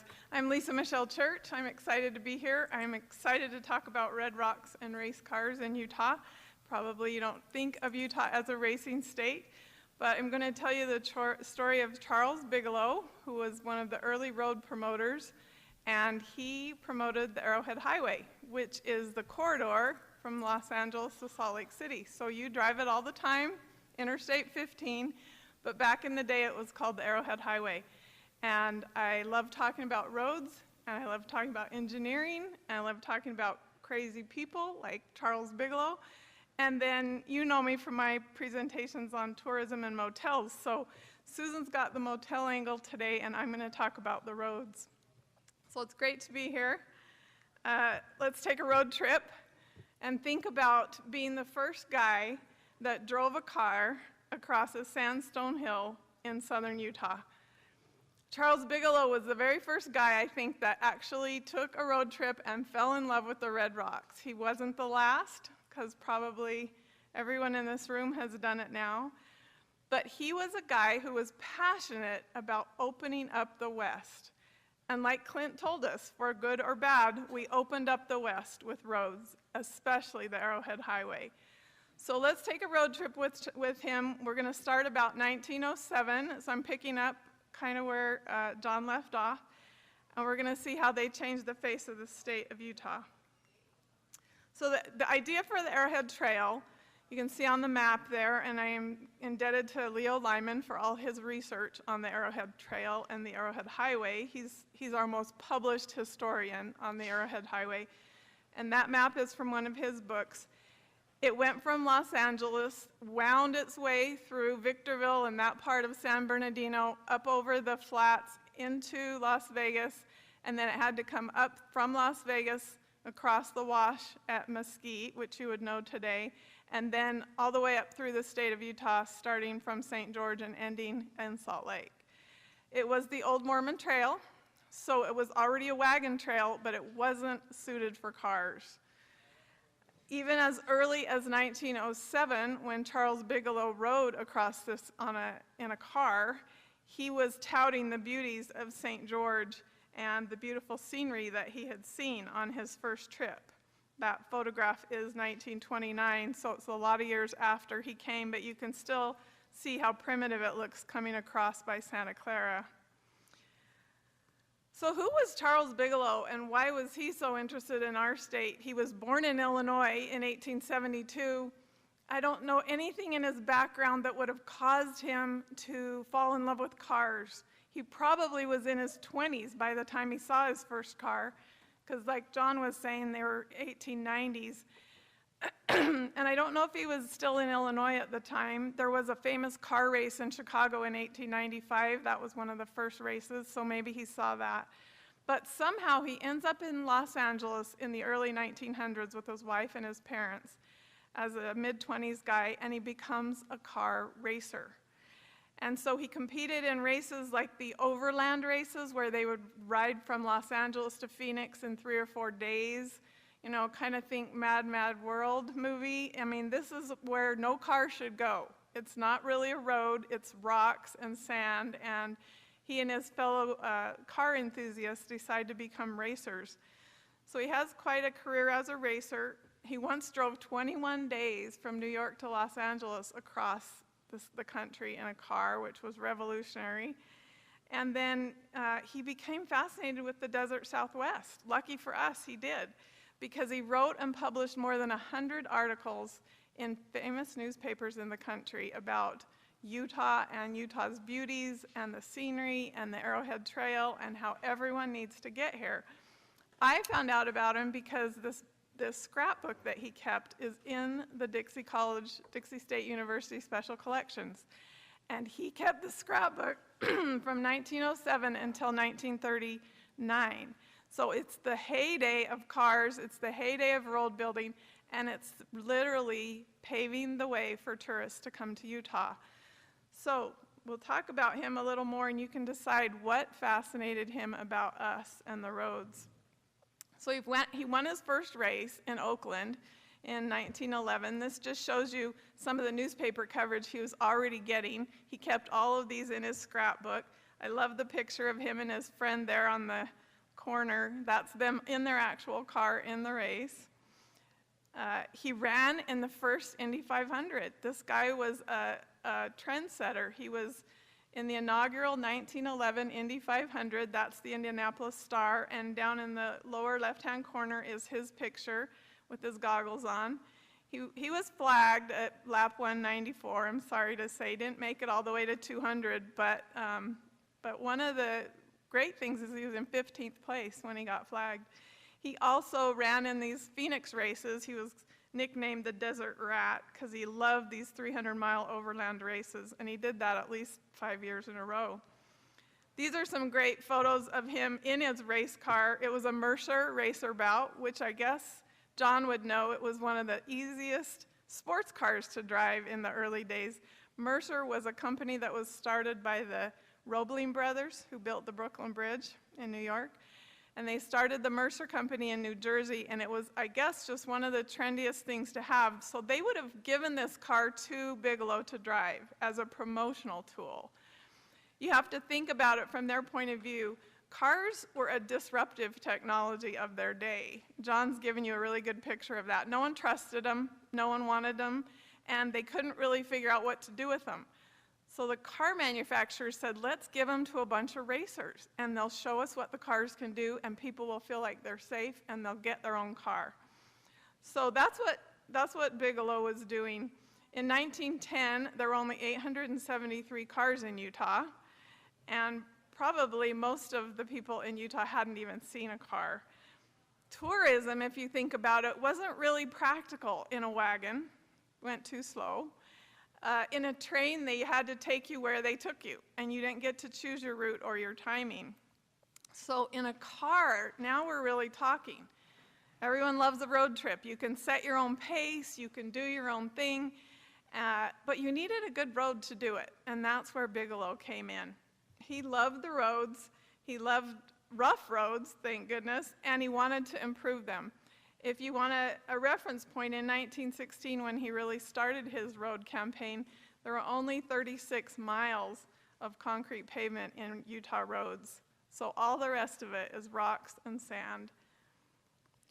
So the first stunt he does is in 1916. It's called the Cactus Kate episode, and he got this car, a different car. It's a Packard Twin 6 this time. And he starts from Los Angeles. The Southern California Auto Club gives him the car, and they say, we're going to put a newspaper guy in here with you, and you're going to go from Los Angeles to Salt Lake and publicize the whole way how easy the road is to drive, what beautiful scenery you see, and how friendly the people are. And that was kind of the beginning of Bigelow's big promotion efforts. So you can see it was covered here in the Salt Lake Telegram. The great thing about it was everyone read it and wanted to go. So then Bigelow was taking people almost every month. He was taking another group of people on the same route. Cactus Kate became famous for that. He was featured in a December article. Isn't that coming up? Well, he was featured in another article in that year just to show that he was the father of the Arrowhead Trail and that he was promoting it. So what he decided to do, this is long before any federal financing of roads. This is just, you build your private road to your private town. He decided to organize these good roads days. So he went to the towns like St. George And he said, close all your businesses, get all your plows, get all your horses and wagons, get your picks and shovels, and come out for one day of road building. This is actually them building the road from Santa Clara to St. George in 1917. That picture shows it.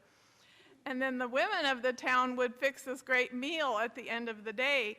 And they had hundreds of men and 80 teams and all kinds of people building their own road, the road you and I drive. And then Bigelow's final touch was he filmed it. In the brand new motion picture industry, he arranged for it to be filmed and then shown all over. So Utah got a lot of good publicity for building their own roads. The next exciting thing he did the next year in 1917 was he broke a record driving his Oldsmobile 8 from LA to Salt Lake in 36 hours. Can you imagine? How long does it take us today? But you can see from his comments, he always is writing an article about it, touting the Arrowhead Trail, which he said offers the tourists the very best road conditions, and he also touts the beauty of the scenery. So some of the tangible things that start coming from this, he gets Goodrich, the rubber people who do tires, he gets them to put signs up at their own expense to mark the road for these tourists that are going to come after him. And John brought us one of the signs today, so I was really excited to have that here. This happened to be a military thing because in 1917 we were in the middle of World War I, and so the military paid Bigelow to see if we could get some overland routes in case the railroads were shut down and we needed to move troops quickly. So he was also viewed as a big patriot. Believe it or not, Utah was seeking tourists in 1913. I have this great quote from the Washington County News. They were already, Bryce was going to be open pretty soon, and Zion had already started to become a destination. Neither one was a park yet. Zion got to be a park in the late teens, and Bryce was officially a park in 28. But you can imagine the delight. I've talked to some of these businessmen in the old days in St. George, kind of along what Clint was saying. There was nothing to keep St. George a town. There was no manufacturing. Agriculture was going bust. Ranching was tough. And so then all of a sudden they realized people will come here just to see the red rocks. We don't have to make anything. And then they'll leave. And they'll leave us to our own devices. And so the towns are small. There are hundreds of people at this point. But they start seeing hundreds of tourists. And they put it in the newspaper. If you read some of these local papers, they're like, 7 people came through town this week, and one was from Texas, and one was from, and you're just like, really? That was a big deal that 7 people came through your town? So you don't have to read all this, but I wanted you to realize Bigelow was really fortunate because right when he started is right when the road construction financing took off. In the pioneer era, there was very little support for roads. You just made your way. After statehood, we did have 7,000 miles of roads, but it's all gravel and dirt. And so they start designating roads officially in Utah at the turn of the century, but it really wasn't until the 1920s and federal financing kicks in. And Utah actually got a little extra because we had so much public land. So now Bigelow's campaigning for people to come here, and he's so fortunate that the road construction money is coming through, and not everyone's having to build their own road with their own team. So by the time he was done with his campaign in the late 30s, there was 5,000 miles, only 536 of them were hard surface though. So this is a picture of the scrapbook as it appears at the Dixie State University Special Collections. And I would encourage anyone who's interested to go look at it. It's 68 pages of these articles from every single newspaper in the West. The Times from Los Angeles, the Examiner, the Oakland Tribune, the Phoenix papers, the Colorado papers, and every one of these articles that he's written, he or his wife has taken it, cut it out, and pasted it in, and it's a wonderful history of the West. It's deteriorating, and kudos to the college. They've actually scanned most of them now and made a copy. But he donated it, and at his death it went to the college. So I just want to take you through a fun collection of the clippings. There's so many, I couldn't show you all of them, but just to show you some of the things that he clipped and put in there. It's just a flood of articles. There's an article at least every week in the Los Angeles papers about Utah and Utah scenery, and they credit him with being the originator of the Arrowhead Trail. A lot of them are on his byline, and you'll see that they're enormous drawings and maps and photographs. These are not little blurbs. These are full-page spreads saying, come to Utah, Utah's highways are being improved. He always charts his course that he just went on this road, and it's perfectly safe, and it's beautiful, and he tells you about the scenic marvels. Here's another one, the Oldsmobile 4 scouting party under the leadership of Charles Bigelow. He's got all this. In real life, these are even better photographs. That's from the Los Angeles Express. This one's from the Los Angeles Examiner, Wonders of Zion and Bryce Canyon. I love this quote where he said, we Californians are so proud of the beauties of our own state, we're prone to lose sight of the charm and wonder of the just beyond. So he's saying, come to Utah, come to Utah. Why were the car manufacturers giving him these cars to drive? Because they were selling cars based on Bigelow's endorsement that there was a trip they needed to take. It's a really great synergy.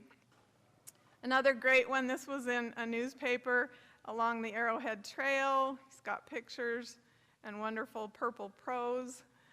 Another one from the Hollywood Daily Citizen. You can see the size of these things. They're very attention-getting. And he says things like, ages of erosion have worn the peaks and cliffs into fantastic forms. He kind of has a little way with words. So the good news is it does spawn a tourism industry, which we're all living with today. This is a picture of St. George right at the time he's promoting it, and you can see the sign, Welcome Tourists. One of the families he worked with in St. George built the Arrowhead Hotel, which unfortunately is gone now, but it was a very elegant hotel in St. George. Here's another copy of a St. George hotel that says, this is right at the intersection, if any of you know St. George, of the Boulevard and Main Street. And so this is the crossroads of the Arrowhead Highway as it starts to head up towards Salt Lake. And the legislator from Washington County is saying tourist traffic over the Arrowhead Trail is growing every week. We need more hotels. So this is where the motels come in. Some of the families start building motels, and these motor courts have garages next to them, right? Because you have to bring your car and park right by your door. And then these publicity campaigns, here they come. The tourist vanguard is already over the horizon. And Bigelow start to claim credit for all this in the 1930s. I love this quote, 10 years ago, St. George and the intervening hamlets were just places people lived. But today, look at all these things thanks to highways and automobiles. So he claimed victory pretty early on. By 1931, the whole Arrowhead Highway was oiled, not paved, but oiled, all the way from LA to the Idaho border. And so he just kind of in the 30s starts resting on his laurels. He takes his Oldsmobile, this car in the foreground you can see is his Oldsmobile, the official Arrowhead Trail car that he had set the record in, and he just goes all over the West. He's still writing. Zion Park was a land of high-flung peaks, deeply graven canyons. Jaded spirits can find rest there. I'd love for you to be able to read all of them. So I'm just going to close with the idea that he kind of was right. He kind of was right, and I don't know how he got the vision of it, but Bryce Canyon became wildly popular in 1930. You can see the stats were 35,000 visitors. Zion was 55,000.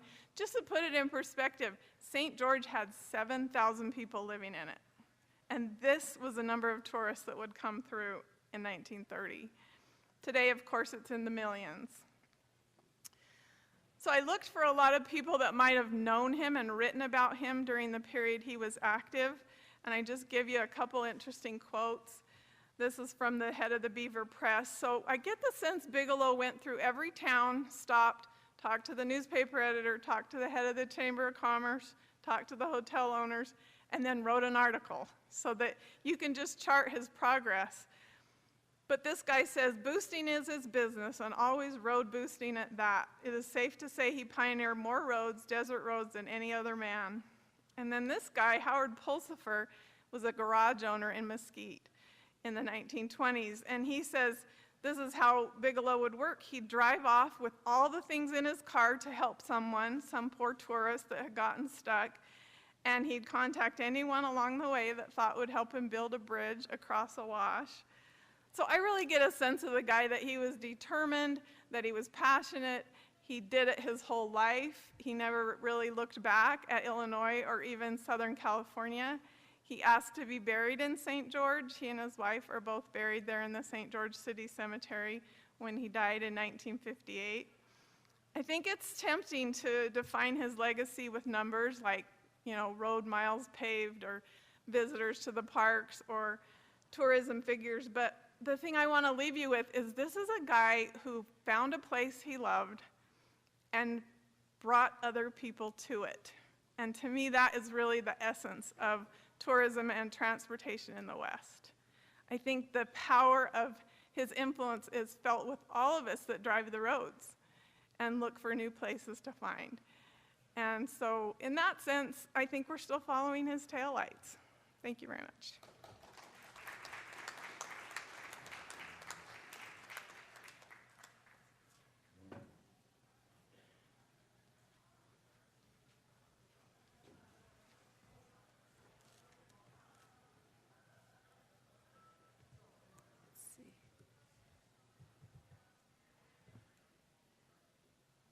Oh, I think I might have hit the wrong button, but let's just see. Good morning. I'd like to thank my previous presenters. I have some beautiful John Clark posters in my office, and I see them every day. And of course, Lisa Michelle and I have been working for some time on our, what will someday be, not too far in the distant future, we hope, a book about motels in Utah and in the West, talking about the crossroads of the West, important here. Clint has really done great work on Highway 89 and its boosters, so happy to be here with all of you today. So I called my paper Utah's Motel Towns in the Highway Heyday. In his Harper's Easy Chair column of September 1953, Bernard DeVoto described a newly popular form of lodging, the motel. He called the motel the highway's hotel and argued that in small cities it is almost better than the local hotels. Why? Compared to the trouble of checking into a hotel, a motel guest completely bypassed the front desk and drove right up to the door of his spacious room. Like a hotel, motels were usually air-conditioned, comfortably furnished, and had telephones in the room. DeVoto, who, as most of you know, grew up in Ogden, was well known as a historian before taking over the Easy Chair. His experiences as a historian, social critic, and author qualified him to make broad pronouncements about American culture, including the invention of the motel. DeVoto made it clear that the highway was the central feature of the motel experience, even after checking in. The noise of the highways penetrated the windows and walls of the guest rooms. The whir, hum, and flick of passenger cars continue all night, he wrote. If that weren't enough to keep you awake, he wrote, and this is my best picture of neon tubes. This is from Panguitch, of course. Neon tubes stripe the front of his motel, outline its eaves and gables, and frequently frame the windows as well. DeVoto joked, the tourist closes the Venetian blinds, turns out the lights in his room, and may still read the Gideon Bible without eye strain. The bright neon served as advertising to the highway traveler who scanned the roadside to look for a place to stay the night. As DeVoto remarked, between the highway and the no vacancy sign, there may be only the width of a sidewalk. And you can see these postcards and photographed from the periods. They feature at the very front of the postcard the road to show how close it is to the road. And one of them in the upper right even gives you directions. That's the Mission Motel in Phoenix. DeVoto's essay is important, not just because it's about motels, which I think are important, but it's also because it's about towns. It gives us a set of characteristics of highway towns. that we can use to identify and study Utah towns in the period of highway travel before the interstate dominated. The motel is first and foremost a feature of the highway. Motels were, and highway towns were, motels were a boon to small cities and highway towns, those places where you have to slow down so you don't get a ticket. And most of our transportation history is focused on the 19th century and on the Wasatch Front. But I think if we want to understand the full impact of changing transportation, as our previous presenters have shown, we need to pay attention to highways and cars. So Devoto said that highways sprouted like mushrooms along the highways of the West, and it's obviously more complex than that, but we can extend this study to the Intermountain West. So one of the main factors in the growth of these motel towns was national parks visitation. And you can see here for Bryce, Zions, and Dinosaur, the growth. I'm going to just go back to this previous slide here and talk a little bit more about what's in a highway town. Motel town, he said, is grew up around a series of neon-lighted and imaginatively christened motels. Motel town businesses were automobile-oriented, with garages, filling stations, drive-in theaters, drugstores, and dry cleaners. Devoto wrote that travelers in motel town could choose from a typical array of places to eat: a couple of restaurants in glass and chrome, half a dozen drive-ins, a barbecue, and ice cream stands which purvey malts, shakes, cones, and poisonously colored water ices that have been frozen around a stick. In motel town, restaurants have clever names like, as we see here, the El Rey, a takeoff on Raynell's name, the Hasty Tasty Drive-In, Dewey's Diner, and the Meal a Minute Eatery. So the point is that these are oriented around the automobile, these motel towns. So with this increased travel to Utah's national parks and monuments, you see Cedar City expanding as an intermodal transportation hub, a place where railway travelers boarded the Utah Parks Company buses to parks in southern Utah. Panguitch on Highway 89 also grew in tandem with the rise of visitation to nearby Bryce Canyon in spite of competition from Ruby's Inn. But on US 40, Vernal's growth reflected the popularity of the nearby Dinosaur National Monument. While any of these and a good many others are motel towns, but because we're talking about Bernard Devoto, I'm going to stick with Vernal today. So it sits on Highway 40. This is a map of the period, an extension of the very first American highway, the National Road. President Woodrow Wilson designated nearby Green and Yampa Canyons, where fossils had been found, as Dinosaur National Monument in 1915. But not until after the war did they capitalize on this by building the Utah Field House of Natural History. So if we think about visitation to Dinosaur National Monument, I'm going to go back a little bit, but this is your graph of visitation. You can see this really steep line there. It dropped during the war, but quickly recovered with over 12,000 visitors in 1949. 5 years later, in 1954, the monument saw over 70,000 visitors, and that number doubled by 1960 to 142,000 visitors. 10 years later, in 1970, there were 370,000 visitors. And this is what Vernal looked like at the time as motel towns. I want to go back again, however, to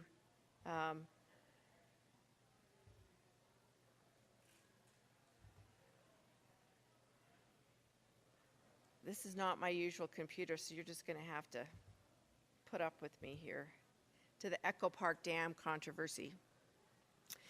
So this brought a lot of attention to the park. And as an honorary member of the National Parks Advisory Board, Devoto was a fierce champion of the national parks. He took up his pen to protest the installation of dams in the national parks, most famously an essay in the Saturday Evening Post in July 1950 titled, "Shall We Let Them Ruin Our National Parks?" In This is Dinosaur, Echo Park Country and Its Magic Rivers, published by Knopf in 1955, in opposition to the plan to build the dam. Editor Wallace Stegner wrote that Dinosaur was a center for whitewater canyon boating, and that the combination of boating, camping, scenery, wildlife, and the geological, paleontological, and archaeological features is unique. So Stegner staked out Dinosaur as one of the last almost unspoiled wildernesses. So the story of the Echo Park Dam has been told well elsewhere, and most of you will know that due to public opposition, the Echo Park Dam was not built, and construction began on the Flaming Gorge Dam nearby just 3 years later, really a Pyrrhic victory, an empty victory for the environmentalists. But with the dam removed, Vernal was free to build, and build it did. It grew as a motel town. You can see here it had in place already the commercial motel, hotel, and grill. There's the streets of Vernal's. You can see here the filling stations that helped Vernal to grow. And in 1950, with the headline, New Evidence that Vernal is Building, the Echo Park Lodge at 500 West Main featured red brick motel units that had kitchens in them for tourists in the summer and people to live in during the winter. The Antler Motel was a home that grew into a motel. And in 1958, this motel on 413 West Main Street was upgraded with an infusion of $30,000, which was quite a bit in those days, by its owner, lawyer Clayton Simmons. Managed by Mr. and Mrs. Leo Allen from Louisiana, in 1959, the Antler Motel added a cement swimming pool, big news in the Vernal Express. Further expansion occurred in June 1952 when the owners took out a full-page ad announcing the completion of 6 new units. And what you see here is the Antlers Motel after its first phase with that porte cochere canopy that juts up, making it look quite modern, the modern sign, and then the Skillet Cafe, which was became a center in the community. So neon signs, as devoted noticed, were the way motels advertised to summer vacationers in their cars on the highway. In Vernal, the motels competed for guests by not only erecting colorful signs, but also by placing large fiberglass statues in front of the property. What I call the 50s fiberglass war in Vernal yielded some very good photos for the Vernal Express. In 1958, the Dinahville Motel on 800 West Main Street brought in not 1 but 2 fiberglass dinosaurs, and you can see that on the right. The caption read, "Cute Pet," dominating the Skillet Drive-In and Millicom's Motel 40, now known as Dinahville. A towering dinosaur with rolling eyes beckons visitors at Vernal's west gates. So George Millicom, by putting this dinosaur up in 1958, set off a competition among motel owners. That same summer, the Ute Motel owner Grady Russell imported from the University of Utah an 18-foot fiberglass Indian statue that cost $3,000. So he was not to be outdone. And there are other pictures that show it's a little bit taller. And the Motel Utah erected its big beehive sign on East Main in 1959. You can see that beehive. Signs were not the only way to stand out in a crowd. Motels continued to renovate with new brick facing and redwood siding and new canopies. In 1958, this is a big year for Vernal, owner Ralph Priest installed a swimming pool, a second tactic motel owners used to attract guests, and this was worthy of attention. This woman at the diving board is one of 2 sisters who came from Salt Lake to stay the weekend in Vernal.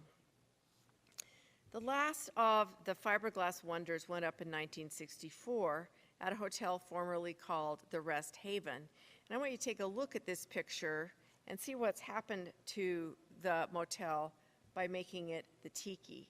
Same buildings, just that porte cochere out front, the neon sign, and as you can see here, this blue fiberglass Tiki head that sits to the right in this picture. Now, we can understand why there might be dinosaur statues, but a Tiki statue is a little bit hard to understand.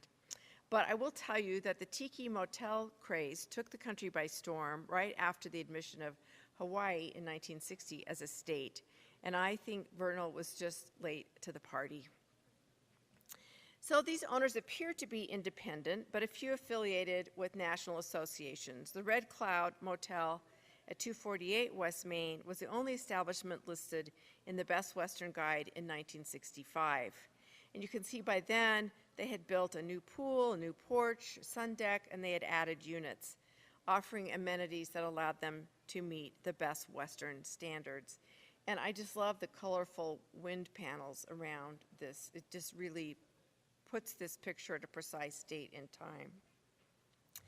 So these one-story wonders with their dinosaurs and statues began to face stiff competition from the new two-story hotels, like the Diamond Hill Motel on the right, under construction spring 1959. Located at 6 West in Maine, the motel would be larger than most, 36 units, and would have a swimming pool and a children's play yard from the get-go.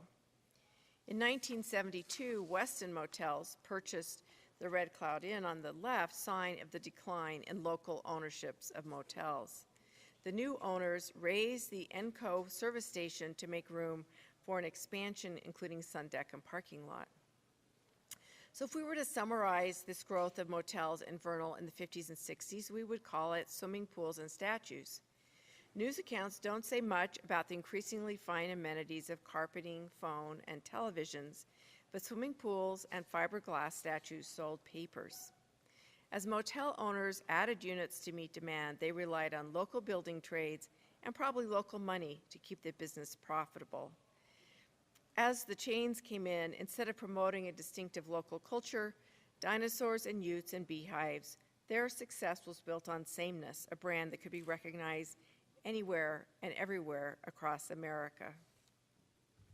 So let's get back to Bernard DeVoto's Motel Town.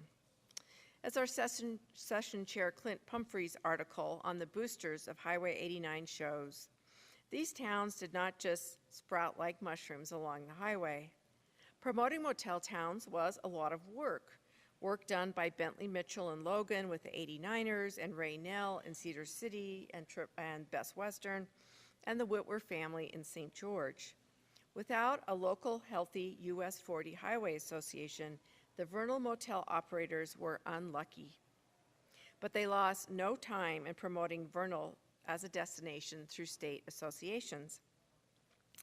And they hosted the Utah State Motel Association in 1961, where Ray Nell was chosen to be president, and George Milliken, owner of the Dinahville Motel, chaired the convention. On the right, you see what's cataloged as a group of people, but these are important people. In 1964, gubernatorial candidate Jim Cannon and his wife Elaine visited the Chamber of Commerce crowd in Vernal. Now, he wore 2 hats, since in addition to being a candidate, he was also director of the State Tourist and Publicity Council, and he's the person who famously invented the Ski Utah slogan, and I've written and published about that in Utah Historical Quarterly. The paper wrote, "Governor candidate urges cooperation." The meeting was held at the Skillet Bonfire Room at the Dinahville Motel, a frequent site of community events. He entertained questions about the state budget, whether or not to raise fish and game fees. He was in favor, and the education crisis. Teachers had staged a 2-day strike in May 1964. But both as candidate and as head of state tourism agency, he argued for using state dollars to promote tourism, adding that Dinosaur Land, and this was the state tourism agency, gave land type of names to every part of the state. Dinosaur Land is case number 1 of a local community responding to a state program.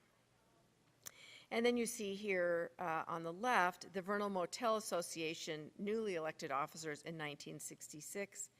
And this is one way in which George Milliken worked his way up. And so that will be another day we'll talk about him. So in conclusion, by opposing the Echo Park Dam in 1955, DeVoto and Stegner helped save Dinosaur National Monument, the primary tourist attraction in eastern Utah. By so doing, they also saved Vernal for development. I don't think Hal Rothman would like that. For the building of motels named for local pursuits like hunting, the antler, dinosaurs, Dinahville, and for reasons nobody knows, the tiki.